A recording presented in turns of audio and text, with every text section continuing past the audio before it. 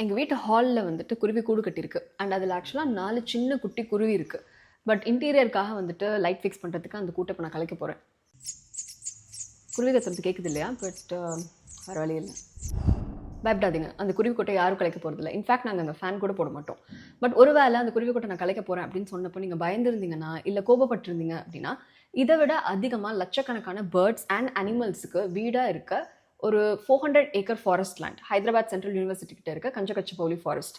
ஹைதராபாத்தோட பழமையான KPR national பார்க்கை விட இந்த பர்டிகுலர் 400 ஏக்கர் ஃபாரஸ்ட் லேண்டில் அதிக பேர்ட் ஸ்பீஷிஸ் இருக்கிறதா சொல்கிறாங்க. ஒரு side Telangana government and builders இது கவர்மெண்ட்டுக்கு சொந்தமான ப்ராப்பர்ட்டி. ஸோ அந்த இடத்துல வந்து ஐடி பார்க் கட்டணும் அப்படின்னு மரங்களை வெட்ட ஆரம்பிச்சிருக்காங்க. இன்னொரு சைடு இது யூனிவர்சிட்டிக்கு சொந்தமான ப்ராப்பர்ட்டி அண்ட் ஃபாரஸ்ட் ஏரியாஸை அழிக்கக்கூடாது அப்படின்னு ஸ்டூடெண்ட்ஸ் அண்ட் என்வாயன்மெண்டலிஸ்ட் ப்ரொட்டஸ்ட் பண்ணிட்டு இருக்காங்க. அண்ட் இதுக்கு நடுவில் போலீஸ் வந்துட்டு ஸ்டூடெண்ட்ஸை அடிச்சு டிடைன் பண்ணியிருக்காங்க. ஸோ இப்போ வந்து தெலங்கானா ஹைகோர்ட் இந்த விஷயத்தில் இன்டர்வென் பண்ணி நடுவில் இந்த ப்ராசஸ் வந்து இப்போதைக்கு இந்த மரங்கள் வெட்டுறாங்க இல்லையா, ஸோ இந்த ப்ராசஸை இப்போதைக்கு ஹால்ட், அதாவது நிறுத்தி வைக்க சொல்லியிருக்காங்க. என்ன நடக்குதுன்னு வெயிட் பண்ணி பார்க்கலாம்.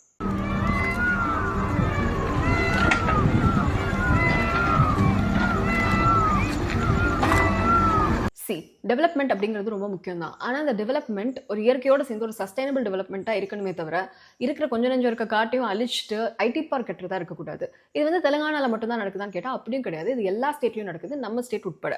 ஸோ இந்த மாதிரியான இஷ்யூஸில் உங்கள் ஒப்பீனியன் என்ன?